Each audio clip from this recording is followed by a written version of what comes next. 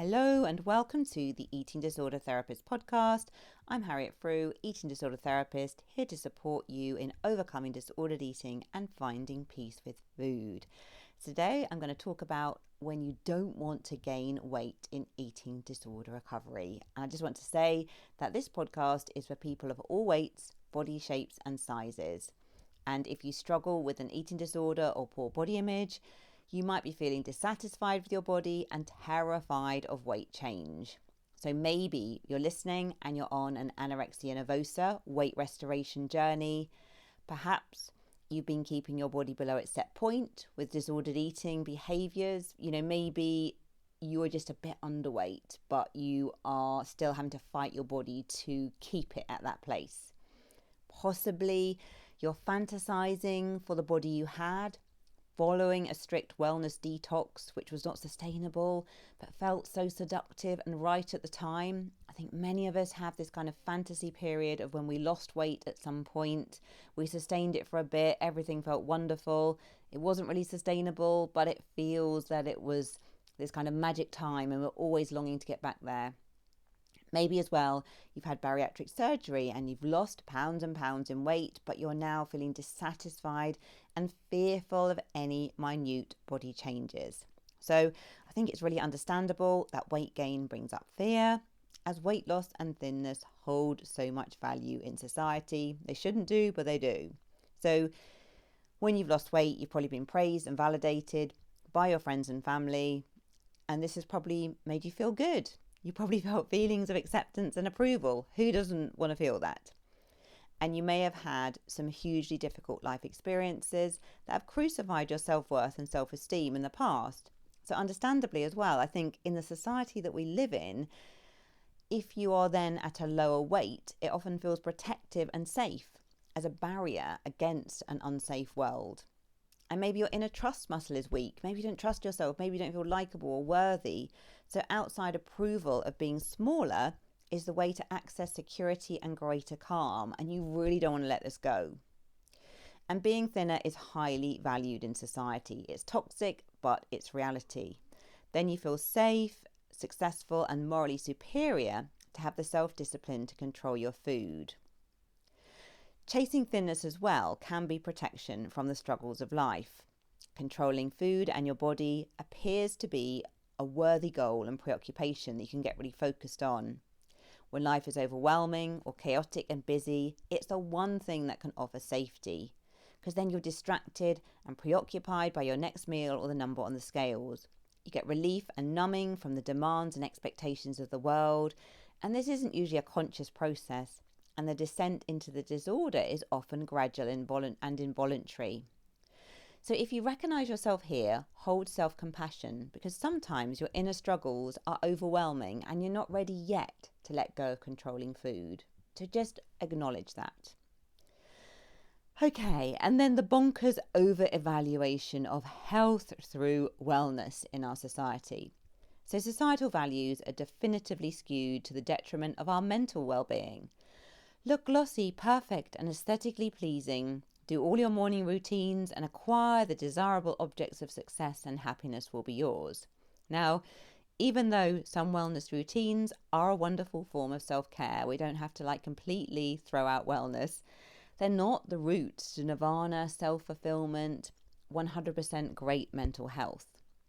Look at any centenarian, people that live to 100, and note that they are prioritizing connection, purpose, laughter and meaning in daily life alongside a moderate diet and moving their body. It's not all about diet and exercise.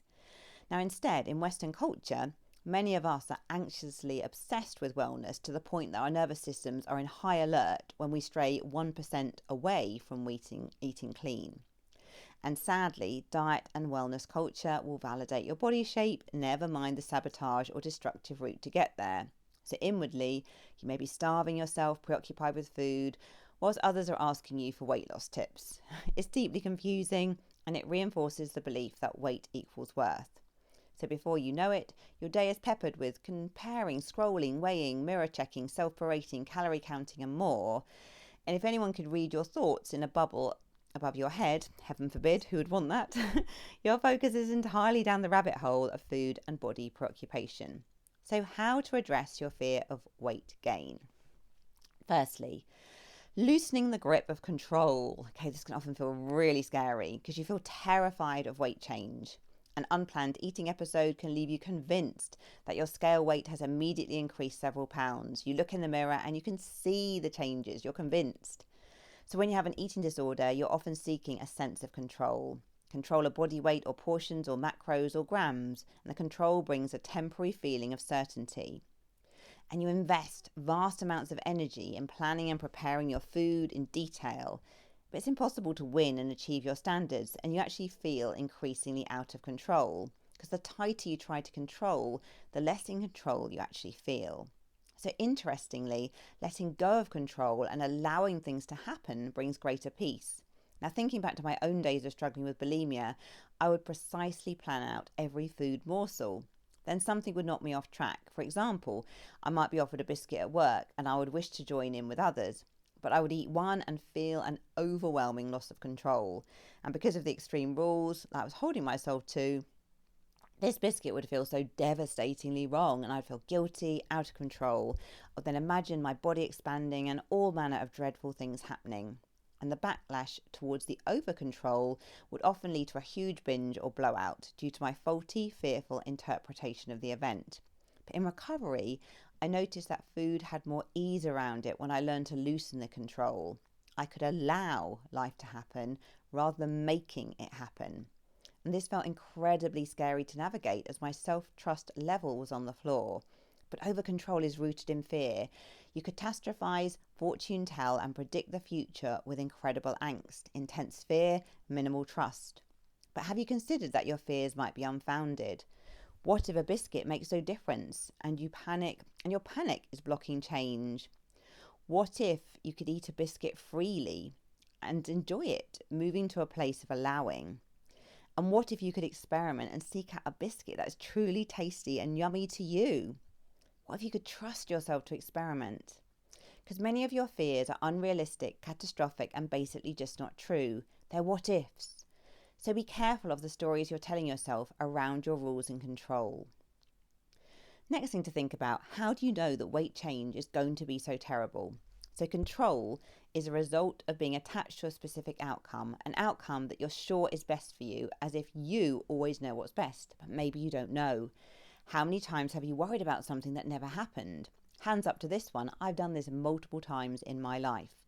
So consider leaning into self-trust and allowing your body to be in its natural place without restriction. You don't need to micromanage the universe. And who really knows what the right path is? And the parable of the Chinese farmer is an excellent reminder of this. The Chinese farmer's horse ran away and his neighbours expressed their commiserations. The farmer said, "Maybe." The horse returned the next day bringing 7 wild horses with it. The neighbour said, "You're so lucky." And the farmer said, "Maybe." The next day his son attempted to break in one of the horses. He fell from the horse and broke his leg. The neighbours said, "Oh dear, this is dreadful." And the farmer said, "Maybe." But the following day the conscription officers came to conscript people into the army, and the farmer's son was rejected due to his broken leg. The neighbours said, "Isn't this wonderful news?" And the farmer said, "Maybe." So this parable is a wonderful illustration of how it's quite difficult to know if anything is truly good or bad. You will never fully comprehend the consequences of misfortune or predict the consequences of good fortune. So how do you know for sure that a change in your body is going to be your downfall? I know in my own recovery, as much as weight gain terrified me, it propelled me towards an infinitely better place. When I was underweight, my energy levels were on the floor and I was not present or connected. I developed an irritating yawn in my throat, which was likely the result of a slow metabolism. I was constantly starving. I remember being freezing cold on a warm August day. I felt addicted to food and on the edge of falling off a cliff at any moment into a full-blown binge. I had no energy for bigger life perspectives or a meaningful relationship or life goals. Now, my experience will differ from yours, but don't assume that you know how things will feel. Be careful to assume that being nourished and letting go of disordered eating behaviours is going to make you feel worse. You could feel infinitely better. You could manage the changes in your body if they happen with far greater ease and flow than you anticipate. And you might just need to give yourself the chance.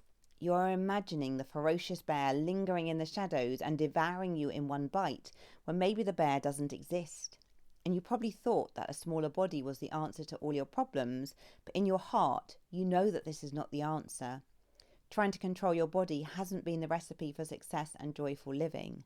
Letting go of control and leaning into what works for your body could bring far greater alignment and contentment. Okay, the next thing is to embrace the energy of surrender. Now, control mode is restrictive, narrow, and rigid. You're paddling upstream on a river that's flowing downstream. Your breath will be shallow, your mind will race with thoughts, and you will feel scared. You won't be present in the now. Instead, you'll be racing on a hamster wheel with momentary life blurring into the background. But when you can surrender, you access more peace. You'll breathe more deeply. You will notice the vibrant red tulip or the peacock butterfly or the cool wind on your face. You will zoom out and hold a greater perspective of life. Micromanaging and obsessing over the details removes you from all of this. So the art of surrender.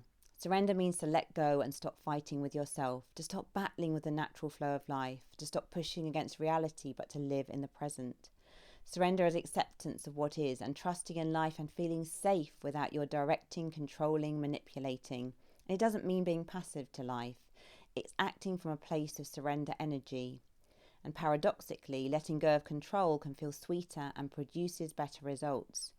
So how to do this? Quietly notice when control is taking over and shift into surrender energy, and have an anchor to remind you of this, a piece of music, a candle, or your garden maybe. And imagine a boat floating freely downstream. Let go of the oars and allow yourself to be. Einstein said, the most important decision we make is whether we believe we live in a friendly or hostile universe. Now, this can be hugely challenging when you've experienced trauma or when your relationships haven't felt safe. But start to believe in a friendly universe and notice where in life you can begin to feel safe, which environments, which relationships, which acts of self-care, which tools, and seek these out more. Being receptive and allowing things to happen is a skill that can be practiced and improved upon. You have a choice. Embrace the peaceful yet focused energy that accompanies holding the intention of your desires but not forcing it. And this energy is magic. Allow it to become a habit. Breathe and self-trust. Okay, hope you've enjoyed this episode. Thank you so much for listening. If you're not following me already on Instagram, do seek me out, the Eating Disorder Therapist _. And if you'd like to join my paid subscribers on Substack, where you can submit Q&As every Friday, please do that. Or you might want to sign up for free, where you get access to 2 free written articles every week. And if you enjoy this podcast, I'll be so grateful if you'd follow, rate and review, as it helps it reach so many more listeners. Thank you so much for listening, and I look forward to sharing another podcast episode with you very soon.